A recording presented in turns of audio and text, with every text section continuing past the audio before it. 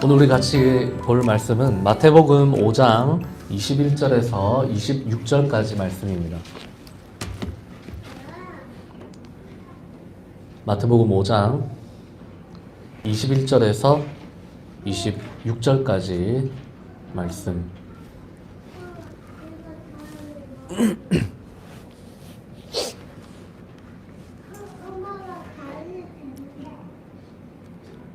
네, 한 절씩 저하고 같이 교독하도록 하겠습니다.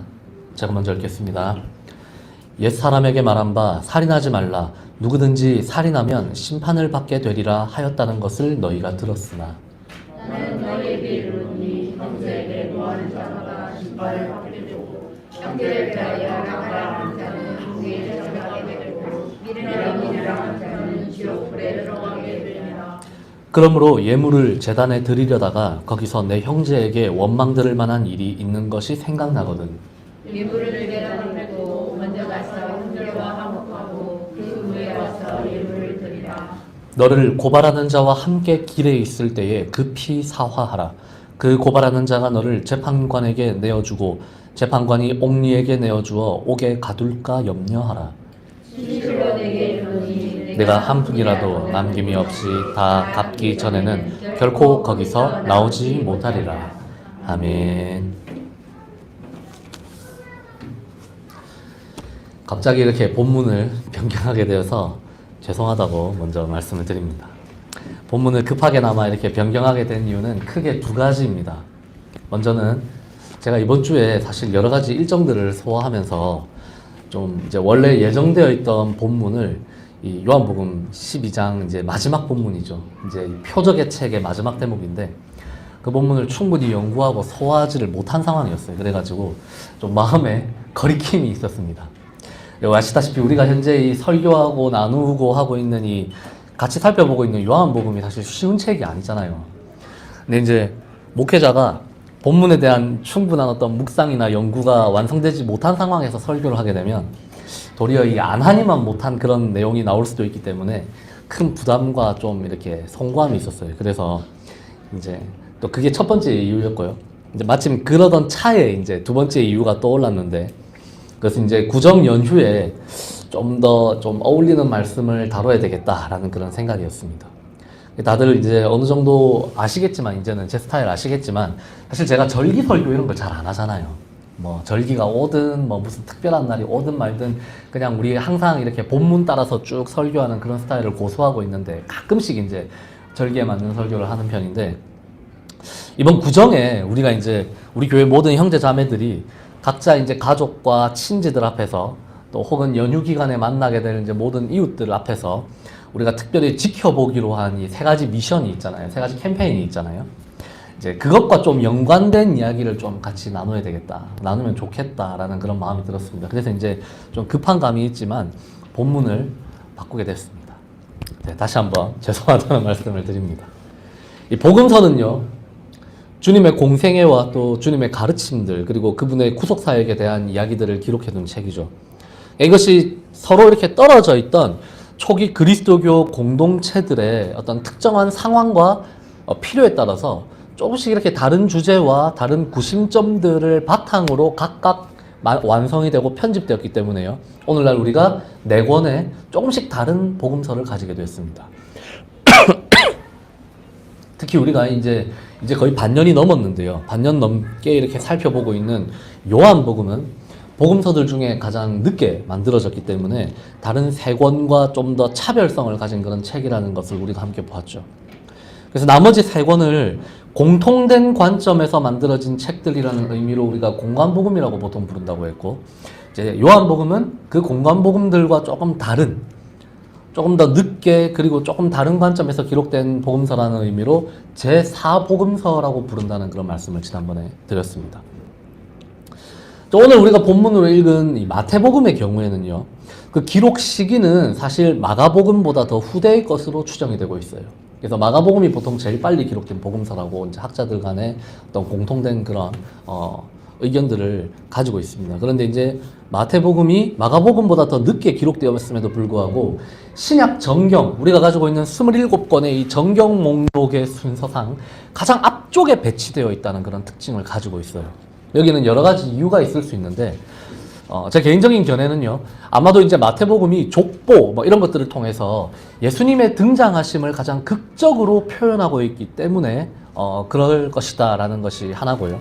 또 그것이 예수님의 이런 그 등장이 이미 구약 성서 후반부 예언서들에 보면 이렇게 나열되어 있죠. 나열되어 있는 그런 예수님의 어떤 등장에 대한 예언들을 잘 계승하기도 했고, 그 메시지를 그대로 계승해 오면서 동시에 그 메시지들이 실제로 예수라고 하는 한 사람, 하나님, 인간으로 오신 그 하나님의 안에서 잘 구현되고 성취되고 있는 그런 모습도 마태복음은 잘 보여주고 있거든요.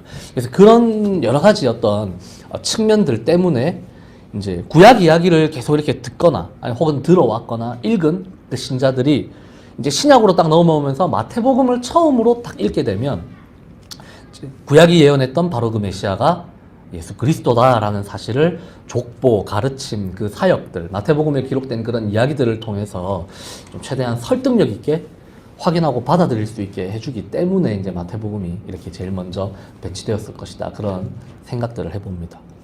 하지만 다른 한편으로요, 마태복음은 이 구약 성서의 전반에 흐르고 있는 어떤 분위기, 구약의 어떤 그런 정서를 계승하는 것 같으면서도 또 다른 한편으로는 뒤집어 엎는 그런 반전의 묘미도 제공해주는 그런 복음서입니다. 흔히 마태복음을요, 사람들이 유대인들을 위해서 쓰여진 복음서라고 부르는데, 좀 더 정확하게 표현을 하면 유대인으로 태어났지만 그리스도인이 된 사람들을 위해서 혹은 그들을 향해서 기록된, 만들어진 복음서라고 보는 것이 정확합니다. 그런 의미에서 마태복음에는요, 이 구약 성서를 기반으로 하고 있는 종교, 이 유대교를 반박하는 내용과 가르침들도 상당히 수록되어 있어요. 그 대표적인 본문이 바로 마태복음 5장에서 7장에 등장하고 있는 산상수훈 이야기입니다. 오늘 우리가 나눌 본문이 이 산상수훈의 일부입니다. 한편으로는 구약 성서의 가르침들을 훌륭하게 계승하면서 이 구약에서부터 쭉 이렇게 이어져 내려오고 있는 하나님 나라의 어떤 비전, 하나님 나라의 어떤 통찰, 이런 이야기들을 잘 받아서 계승하면서도 다른 한편으로는 그 구약의 가르침들이 가지고 있는 여러 가지 맹점들이나 부족함들을 반박하고 보완해내는 그런 특별한 내용들을 담은 이야기라는 거죠. 주님이 산에 올라가셔서 제자들과 무리들을 향해서 가르침을 베푸신 장면, 이 장면에 대한 묘사가 산상수훈 처음 시작할 때 나오거든요. 산에 올라가셔서 제자들에게 말씀하시는 그런 장면이 나오는데, 이것 자체가 하나님이 신의 산에서 모세를 통해 이스라엘 자손들에게 10가지 계명을 수여하셨던 그 출애굽기의 10계명 이야기를 그대로 반영하고 있는 거죠. 예수님은요, 그래서 새로운 10계명, 새로운 율법을 그분의 공동체, 그리고 신약의 교회에 주고 계시는 그런 모습을 보여줍니다. 오늘 우리가 이제 그 새로운 계명들 중에 하나를 우리가 이제 본문으로 읽은 겁니다. 오늘 본문을요, 우리가 좀 더 큰 맥락 속에서 만약에 살펴본다면 다음 그림과 같은 구조로 짜여 있음을 우리가 알 수 있습니다. 우리가 이제 그림이나 이런 걸로 여러 번 우리가 보게 되는 그런 구조죠, 그죠? 보통 수미상관법이라고 제가 자주 말씀을 드리는데, 이제 예수님이 하신 말씀, 나는 율법과 선지자를 완전하게 하러 왔다라는 말씀을 하셨고, 마지막에 이 5가지의 대립명제가 딱 끝난 다음에는 하늘에 계신 너희 아버지처럼 너희도 완전하라고 이렇게 다 말씀을 하세요. 완전하게 하는, 우리로 하여금 완전하게 만드는 진짜 완전한 계명들, 완전한 율법 버전을 예수님이 여기 중간에다가 이렇게 말씀을 해놓고 계십니다. 이걸 이제 보통 안티테제라고 부르기도 하는데, 이 대립명제 5개가 그래서 마태복음 5장 후반부에 이렇게 나열되어 있어요. 이전에 등장하는 건요, 구약 시대에 통용되었던 율법의 가르침들입니다. 구약 시대에는 이렇게 하면 안 돼, 혹은 이렇게 해야 돼 라고 하나님의 법이 주어졌다면, 예수님은 그걸 한 단계 더 확장하고 반박하면서 이 범위를 더 늘려놓고 확장하고 더 완벽하게 만들어내는 그런 작업들을 수행하고 계세요. 오늘 우리가 읽은 본문은 그 첫 번째 대립명제입니다. 살인하지 말라를 이제 화해하라 라고 바꿔놓으신 거죠. 주님이 산상수훈을 시작하시면서 이제 그 유명한 팔복을 처음에 선포를 하세요. 그리고 나서 이어서 하나님의 참된 백성들이 세상의 소금과 빛이다. 빛이 되어야 된다가 아니라 하나님의 백성은 세상의 소금과 빛이다라고 아예 선언을 딱 하십니다. 그리고 나서 이제 당신의 새로운 가르침들, 새로운 계명들이 결코 구약의 율법을 뭐 완전히 폐기한다거나 파기하는 그런 내용이 아니다라는 걸 이야기를 하시죠. 그래서 보면 5장 17절에 보면 이런 말씀을 하세요. 내가 율법이나 선지자를 폐하러 온 줄로 생각하지 말라. 폐하러 온 것이 아니요 완전하게 하려 함이라. 우리가 이제 저는 제가 어렸을 때는 종종 어떤 이야기들을 들었냐면 구약은 율법 시대, 신약은 은혜 시대, 이런 어떤 딱 구분된 어떤 그런 명제들을 교회에서 자주 배웠었어요. 그런데 산상수훈을 우리가 읽어보면 예수 그리스도의 새 계명들이 구약의 율법을 완전히 부정하거나 파괴하는 게 아니라는 대목이 잘 등장을 하고 있죠. 그래서 우리가 이 율법이나 선지자라는 이거는 일종의 관용 어구거든요. 율법은 모세 오경을 가리키고 있고 선지자는 선지서들을 사실 가리키는 표현입니다. 그래서 율법과 선지자라는 표현을 쓰면 예수님 시대에 율법과 선지자라는 표현을 쓰면 그거는 구약 정경 전체를 뭉뚱그려서 표현하는 말이에요. 그러니까 예수님이 하신 말씀은 뭐냐면 내가 구약을 완전히 반박하거나 구약을 폐기하러 온 것이 아니다 라는 말씀이죠. 나는 그것을 더 기존에 주어져 있던 하나님의 말씀을 더 완전하게 만들기 위해서 왔다라고 말씀하십니다. 서기관과 바리새인들은 이걸 오해했죠. 그래서 나사렛 예수의 가르침들이 기존 유대교의 사상과 교리를 부정하고 공격한다라고 오해를 했어요. 근데 주님의 가르침은 율법이나 선지자, 곧 모세오경이나 예언서 등을 다 포함하는 이 전체 구약 성서의 내용과 상반되는 것이 아니라 그것들을 더 보완하는 그런 말씀들이었죠. 앞선 그림을 다시 보여주십시오. 이거 보면요, 이 5가지의 대립명제를 어떻게 표현을 하냐면요, 뭐뭐 하지 말라 혹은 뭐뭐 하라는 것을 너희가 들었으나 라는 표현이 먼저 딱 등장을 합니다. 이 표현에 기술되어 있는 이 기존의 주장들, 뭐 살인하지 말라는 것을 너희가 들었으나, 간음하지 말라는 말을 너희가 들었으나, 이런 표현들은요 율법에서, 구약 성서에서 명령한 것들이죠.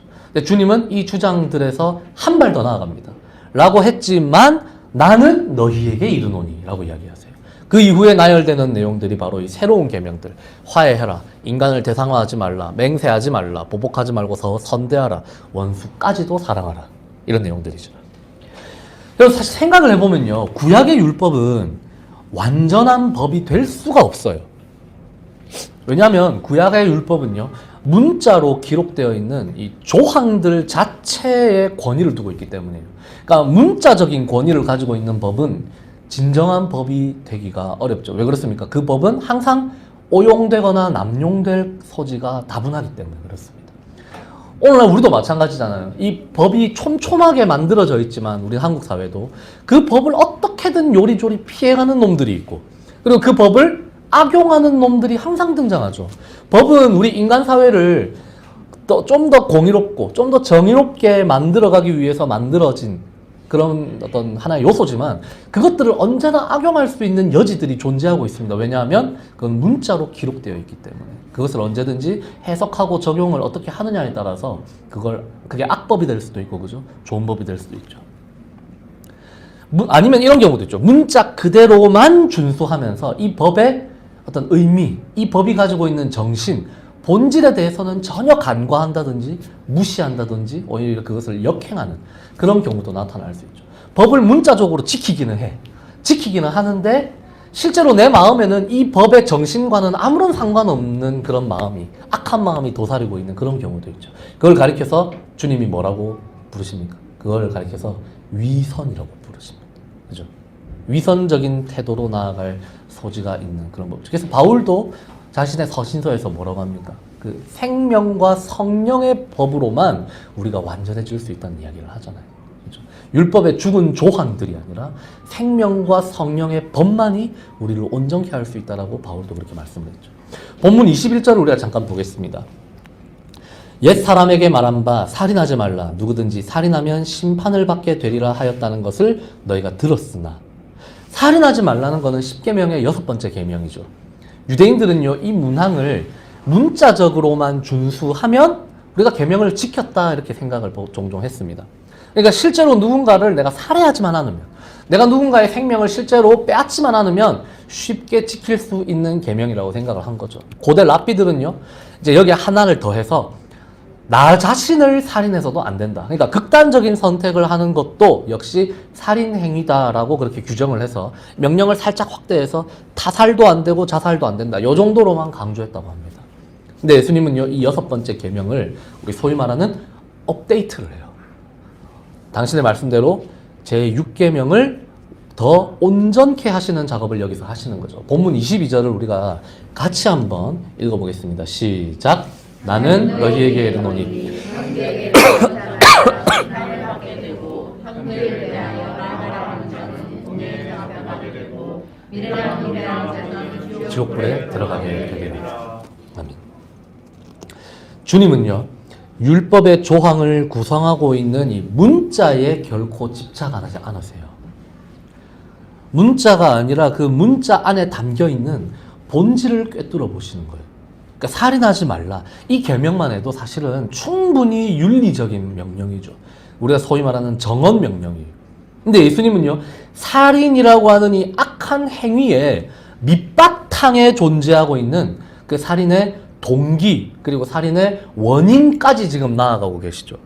단순히 살인을 하지 말라는 게 아니라 살인이 일어나고 있는 근본적인 이유를 짚으신 거예요. 그래서 형제를, 곧 이웃을 향해 분노하거나 그를 멸시하거나 그를 증오하는 그 우리 마음의 상태야말로 제6계명이 가리키고 있는 진짜 관역이라는 걸 드러내신 겁니다. 여러분, 성서에 기록된 최초의 살인사건 다들 아시죠? 그죠? 형제에게 분노하고 그를 증오한 데서부터 출발하고 있죠. 가인의 그 아벨을 죽인 사건 자체가 오늘 본문과 사실은 연결된다고 저는 생각을 하거든요. 주님이 어쩌면요, 본문 23절에서 그러므로 예물을 제단에 드리려다가 라고 표현을 쓰시잖아요. 이 표현 역시도 가인의 살인사건을 염두에 두고 쓰셨을 수도 있다라고 저는 생각을 해요. 왜 그렇습니까? 당시 하나님이 아벨의 제사는 받으셨는데 가인의 제사를 안 받으셔서 이 예물을 드리는 이 문제 때문에 결국은 살인사건이 일어났거든요. 하나님이 아벨의 제사는 받으셨는데 가인의 제사를 거부하신 이유가 뭡니까? 그들이 바친 어떤 제물의 종류, 어떤 제사 방식의 차이, 이런 것 때문이 아니에요. 그런 외적인 요소가 원인이 아니었습니다. 창세기 4장을 보면요, 이렇게 되어 있습니다. 아벨과 그의 제사는 받으셨으나 가인과 그의 제사는 받지 않았다. 이렇게 이야기를 해요. 예배자 본인의 문제였던 거예요. 예배자가 어떤 사람이냐, 그의 마음이 어떤 마음이냐를 보시고 하나님은 그와 그의 제사를, 그의 예배를 받으셨던 거죠.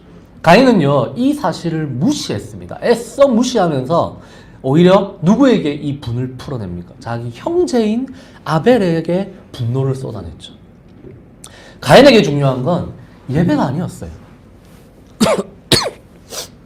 처음부터 자신의 동생인 아벨을 사랑하지 못하고 그를 멸시하며 그를 증오할 그런 준비가 되어 있는 사람이었을 가능성이 높습니다. 가인은. 그러니까 이런 가인에게, 그리고 우리 안에 있는 또 다른 가인들에게 가장 필요한 말씀이 바로 이 구절이죠. 본문 24절입니다. 우리 같이 한번 읽어보겠습니다. 시작. 예물을 제단 앞에 두고 먼저 가서 형제와 화목하고 그 후에 와서 예물을 드리라. 여러분, 온유하신 이 예수님이 지옥을 언급하시는 경우가 몇 차례 안 됩니다. 근데 그 몇 안 되는 경우 중에 하나가 바로 오늘 본문이에요. 22절에서요, 주님은 형제에게 분노하고 그를 멸시하고 증오하는 이들이 바로 심판의 대상이다. 그리고 공회에 잡혀가야 되는 놈들이다. 더 나아가서 지옥불에 들어갈 자들이다. 이렇게 말씀을 하세요. 물론 여기서 예수님이 언급하시는 이 지옥이라는 개념은 오늘날 우리의 머릿속에 떠오르고 있는 그런 어떤 내세적 장소와 정확하게 일치하지는 않습니다. 원래 헬라어 게헨나라고 하는데요. 여기서 주님이 말씀하시는 지옥은, 이 게헨나는 사람들이 흔히, 우리나라 사람들이 특히 흔히 떠올리는 그런 어떤 불교식 무간지옥 있잖아요. 막 꼬챙이 많고 막 밑에서 막 화로 활활 떼고 있고 이런 거. 그런 그 신과 함께 영화에 나오는 그런 지옥. 그런 지옥이라기보다는요. 그런 지옥이 아니라 원래 게헨나라는 말은 실제 존재했던 어떤 장소의 이름이에요. 당시 예루살렘 서남 쪽에 위치해 있던 그 실제 장소입니다. 예루살렘 성에서 나오는 각종 쓰레기나 부정한 것들을 모아가지고 태우던 이 흰놈의 골짜기라는 뜻이에요. 게헨나 자체가 이제 히브리어로 바꾸면 흰놈의 골짜기라는 뜻입니다. 근데 그게 이제 제2성전기 시대로 접어들면서 일종의 종교적인 의미들, 영적인 의미가 이제 부과되면서 이게 최후의 심판이 일어나는 장소, 이렇게 사람들의 마음 가운데 각인이 된 거죠. 근데 예수님은 뭐라고 하십니까? 거기로 가게 된다라고 이야기를 하신 거예요.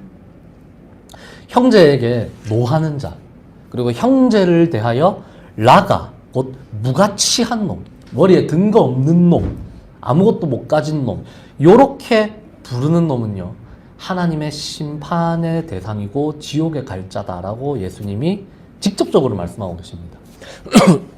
근데 흥미로운 점이 여기서 라가라는 말 있잖아요. 무가치한 놈. 이런 말은요, 죽은 이 아벨의 이름, 아벨의 이름이 헤벨이거든요. 헤벨이라는 이름과 서로 상통한다는 점입니다. 전도서에 보면 헛되다라는 표현이 있죠. 그게 히브리어로 헤벨이거든요. 사람들이 이걸 좀 오해해요. 헛되다라고 하면 그냥 이렇게 진짜 말 그대로 무가치한 것, 뭐 어떤 이제 우리가 그냥 욕심낼 필요가 없는 것, 이렇게 생각하는 경우가 많은데, 그 원래 전도서에 나오는 헤벨이라는 말의 원어적 의미는 이슬이라는 뜻입니다. 이슬. 아침에 잠깐 있다가 사라지는 것. 헤벨이라는 말은요, 참 허무하다. 그러니까 허무하다라고 했을 때 그게 무가치해서 허무한 게 아니라 너무나 쉽게 사라질 수 있는 것, 영원히 가질 수 없는 것, 그래서 헤벨이라고 해요. 근데 아무튼 아벨의 이름이 헤벨이거든요. 근데 이 라카라는 말도 서로 살짝 의미가 연결되어 있죠. 무가치한 것, 그리고 헤벨, 허무한 것. 이렇게 생각을 해보면 가인과 아벨의 맥락에서 오늘 본문을 한 번 또 더 보게 되죠. 그죠? 그렇게 되면 라가라는 욕 역시도 단순히 형제를 증오하다 못해 결국 살인까지 저지르게 되는 한 어떤 가인이라는 인격체의 민낯을 보여주는 그런 단어라는 걸 알 수가 있어요. 가인 이야기가 보여주듯, 그리고 오늘 본문에서도 강한 뉘앙스를 풍기고 있는 것처럼 살인이라고 하는 이 극악한 행위, 그리고 예배라고 하는 가장 거룩한 행위가 아닌 듯 하면서도 서로 긴밀하게 연결되어 있다는 거예요. 그러니까 예배하면 살인과는 아무 우리가 동떨어져 있는 완전히 거룩한 행위라고 생각할 수 있지만, 살인자가 예배자로 위장하기가 굉장히 쉽다라는 것을 오늘 본문은 우리에게 보여주고 있는 거죠. 어쩌면 가인에게 가장 필요했던 행위는요, 자신이 잡은 이 가축들을 가지고 하나님께 나아가서 제사를 드리는 게 아니라 차라리 그걸 가지고 동생 아벨과 함께 그 구워 먹으면서 캠프파이어 하는 게 훨씬, 그래서 형제 간의 어떤 우애를 좀 회복하고 돈독하게 만드는 게 훨씬 필요했을 일일지도 모릅니다. 또 이렇게 이야기하면 노아 시대 이전이기 때문에 육식은 그때 허용되지 않았습니다, 이렇게 반박하실 분들이 계시죠. 반박시 여러분들의 말씀이 다 옳습니다. 그렇지만 근데 이제 제 말은 그렇죠. 좋은 시간을 차라리 아벨과 보냈더라고요. 예배를 드리는 게 중요한 게 아니라, 하나님께 제사를 드리는 게 중요한 게 아니라, 그것보다 더 중요한 게 있었던 거죠. 뭡니까? 형제와 화목하는 것. 그랬더라면 인류 최초의 살인사건은 일어나지 않았을지도 모르겠다라는 그런 생각이 듭니다. 살인은 어디서부터 출발합니까? 예수님은 이 간단하면서도 중요한 원리를 단번에 끄집어내시죠. 단순히 사람을 죽여서 그의 생명을 끊는 것만이 살인이 아니라는 거예요. 애초에 살인이라는 끔찍한 사건을 촉발시키는 그 근본 원인이 있고, 하나님이 나에게 주신 형제 혹은 이웃을 향한 미움과 분노가, 멸시와 증오가 바로 그 근본 원인이자 진짜 살인이라는 것입니다. 그래서 주님은 하나님께 제물을 바치는 일, 곧 오늘날의 언어로 번역하면 예배를 드리는 일보다 더 우선시 되어야 할 일이 있는데, 그것이 바로 형제와 화목하는 것, 화해하는 것이다라고 지적을 하셨어요. 만일 하나님께 예배하러 나오는 사람의 마음 가운데 이웃을 향한 강력한 증오가 존재를 하고 있다면 그의 예배는 가인이 드렸다가 거부당한 제사와 다를 바가 없죠.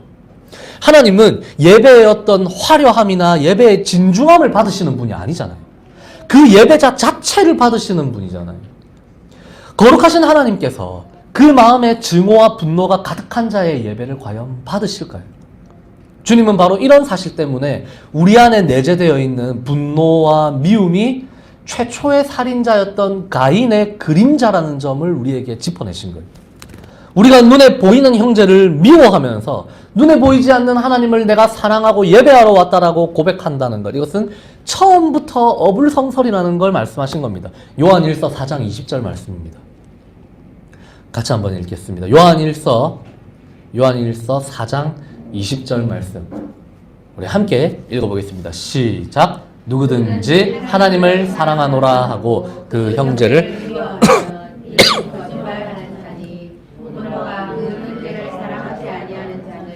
보지 못하느니라 그 하나님을 사랑할 수 없느니라. 예수 그리스도는요, 살인하지 말라라는 이 옛 계명을 형제와 화목하라, 화해하라라는 더 본질적이고 고차원적인 새 계명으로 업그레이드를 시켜주셨어요. 내 마음속에 누군가를 향한 분노와 증오가 막 불일 듯하고 있는데 내가 그의 생명을 끊어놓지만 않으면 나는 살인하지 말라는 6번째 계명을 잘 지켰다, 이렇게 생각하면 안 된다라는 것입니다. 누구든지 그 속에 이웃을 미워하고 멸시하고 증오하는 마음이 있다면 그는 이미 살인을 하고 있는 자다라는 것을 예수님은 우리에게 말씀하시는 거예요. 이미 형제 살해에 첫 걸음을 내딛고 있는 거예요. 그런 자의 예배는 헛되고 허무하다라고 주님은 말씀하십니다. 아벨의 이름 뜻이 아까 말씀드린 것처럼 헛됨, 허무함이었잖아요. 그죠? 근데 사실은 그를 죽인 가인의 삶과 예배야말로 진짜 헛된 것이었죠. 이 명절 연휴의 이 본격적인 시작을 우리가 앞두고 형제와 화해하라, 이웃과 화해하라는 이 주님의 말씀을 우리가 무겁게 받을 수 있기를 소원합니다. 그것은 무엇보다 우리 자신을 위한 가르침이에요. 미워하고 분노하는 마음을 품고도 예배를 드릴 수는 있어요. 그렇지만 그것은 참된 예배로 나아갈 수가 없죠. 도리어 우리의 영혼을 더 비참하게 만들고 파괴하는 지옥살이가 될 수가 있습니다. 복음서에 기록된 주님의 말씀에 의하면요, 당시 바리새인들과 서기관들 그리고 수많은 유대인들의 예배가 이런 위선의 함정에 매몰되어 있었습니다. 어쩌면 오늘날 우리의 많은 교인들 그리고 우리의 예배도 그런 함정에 얼마든지 빠질 수가 있다는 거죠. 이제 마지막으로요, 우리가 본문 25절, 26절을 한번 읽어보겠습니다. 우리 본문 25절, 26절입니다. 우리 함께 읽겠습니다. 시작. 너를 고발하는 자와 함께 길에 있을 때에 급히 사화하라. 그 고발하는 자가 너를 재판관에게 내어주고 재판관이 옥리에게 내어주어 옥에 가둘까 염려하라. 진실로 내게 이르노니 내가 한 푼이라도 남김이 없이 다 갚기 전에는 결코 거기서 나오지 못하리라. 오늘 본문을 가만히 우리가 들여다보면 이 감옥 그리고 그것과 유사한 이미지가 두 차례에 걸쳐서 등장을 해요. 앞선 22절에서 형제를 미워하고 증오하는 자들이 지옥에 간다라는 그 경고에 말씀하고요. 또 방금 읽은 25절, 26절에서 또 한 번 고발하는 자가 재판관에게 우리를 넘겨줘서 재판관이 우리를 옥리에게 넘겨줘서 옥에 가둘까 염려하라라는 그런 말씀이 이어집니다. 이 두 부분은요, 사실상 동일한 장면이에요. 형제를 미워하는 자는 살인자가 되고 그 살인자는 재판관이 그를 감옥에 혹은 지옥에 보내게 되죠. 26절이 좀 의미심장합니다. 한 푼이라도 남김없이 다 갚기 전에는 결코 그곳에서 나올 수가 없다라고 말씀하고 있거든요. 저는 그래서 이 말씀을 우리가 문자적으로 받아들이기보다 이 말씀을, 구절을 우리가 좀 문학적으로, 좀 어떤 의미에서는 좀 영적으로 우리가 해석할 필요가 있다고 저는 생각을 해요. 누군가를 미워하고 그를 향해서 분노하는 마음, 멸시와 증오의 감정에 발목이 잡혀 있는 사람은요, 그 자체로 이미 감옥에 닫혀 있는 사람이에요. 그 자체로 이미 어느 정도 지옥에 발을 들이고 있는 거죠. 지옥을 경험하고 있는 거예요. 미워하고 분노하는 자는요, 그 자체로 이미 살인자이고 지옥에 발을 딛고 있는 상황입니다. 하나님은요, 지옥으로부터 드려지는 예배는 받으실 수가 없어요. 그렇지 않습니까? 그래서 가인의 제사를 연락하지 않으신 겁니다. 이 마음의 지옥으로부터 우리가 빠져나가려면 우리 안에 있는 이 미움과 증오의 감정부터 반드시 해결해야만 된다라고 주님은 우리에게 말씀하시는 거예요. 그런 이유에서 우리를 향해서 먼저 가서 제사를 왜 하나님이 싫어하시겠습니까? 우리가 예배하는 거 하나님 좋아하시겠죠. 그런데 그것보다도 그 예배가 온전한 예배 되게 하기 위해서는 그것보다 더 중요한 일이 있는데 가서 형제와 화목하는 것이다 라고 권고하신 거예요. 이미 다들 잘 아시겠지만 사실 제가 그 누구보다 잘 분노하고 잘 증오의 감정에 빠진 사람입니다. 네. 제가 아직 현정쌤 잘 모르시겠지만 굉장히 다혈질이고 굉장히 성질을 잘 내고 그리고 한번 폭발하면 그죠 완전 그냥 미친놈이에요 그냥. 그래서 이 설교를 하면서 제 마음이 어떻겠습니까? 굉장히 민망하고 송구하죠 사실은. 근데요 제가 누구보다 잘 분노하고 증오를 해봤기 때문에 저는 그게 얼마나 끔찍한 감정인지도 이미 수차례 임상 실험들을 통해서 잘 알고 있어요. 그게 결국은 내 마음을 나를 지옥에 살게 한다는 걸 저는 잘 알고 있어요. 그게 예수님이 그걸 살인이다라고 말씀하실 만큼 그게 얼마나 자기 파괴적인지도 저는 좀 이제 알 것 같아요. 게다가 저는 좋든 싫든 어쨌든 매주 예배를 드려야 되는 사람이잖아요. 여러분은 내가 도저히 오늘은 내가 마음의 양심이 찔려서 내가 형제를 미워하는 마음이 너무 큰데 내가 내 양심상 나 오늘 예배 못 드리겠다 하면 예배 빠지셔도 되잖아요. 저는 안 되잖아요 그게. 그죠? 저는 그게 안 되잖아요. 얼마나 고통스러운 삶을 살고 있습니까? 네. 누군가를 미워하는 마음을 해소하지 못해도 혹은 용서하거나 용서를 받지 못한 상황에도 강단에 서야 되는 날이 있어요. 그날은 지옥입니다. 진짜 솔직히 말하면. 그런 날은 설교로 홈런을 치시더라도 제가 부교육자 시절이나 이럴 때 혹은 교회 행사를 아무리 성공적으로 치러냈다 해도 제 영은요 곤고함으로 탈진해버려요. 왜냐하면 지옥으로부터 드려지는 예배는 하나님이 받으실 수가 없기 때문입니다. 바라기는 우리 광야교회 가족들 모두가 이런 마음의 지옥으로부터 한 사람도 빠짐없이 다 무사히 빠져나오실 수 있기를 소망합니다. 이제 말씀을 맺겠습니다. 오늘 이 본문으로 함께한 말씀을 나눈 이유를 이 자리에 계신 분들 모두가 잘 아시겠죠. 광야교회 우리 모든 가족들이 구정 연휴를 맞이해서 함께 지키기로 한 그 캠페인 때문이죠. 예수 믿고 천국 가자 이런 직접적인 어떤 전도 대신에 우리가 연휴 기간 동안 한 번 더 배려하기, 그리고 한 번 더 움직이기, 그리고 한 번 더 용서하기, 이 세 가지를 행함으로써 우리가 만나는 모든 친인척들에게 그리스도의 향기와 하나님 나라의 선한 영향력을 흘려보내서 자연스럽게 우리가 그렇게 복음을 좀 전해보자라는 그런 명절 캠페인입니다. 여기에 더해서 주보에는 명기하지 않았지만 우리 형제들은 또 하나가 더 있죠. 뭡니까? 여자들이 움직일 때 소파나 땅바닥에 누워있지 않기, 드러눕지 않기. 굉장히 어려운 미션이죠.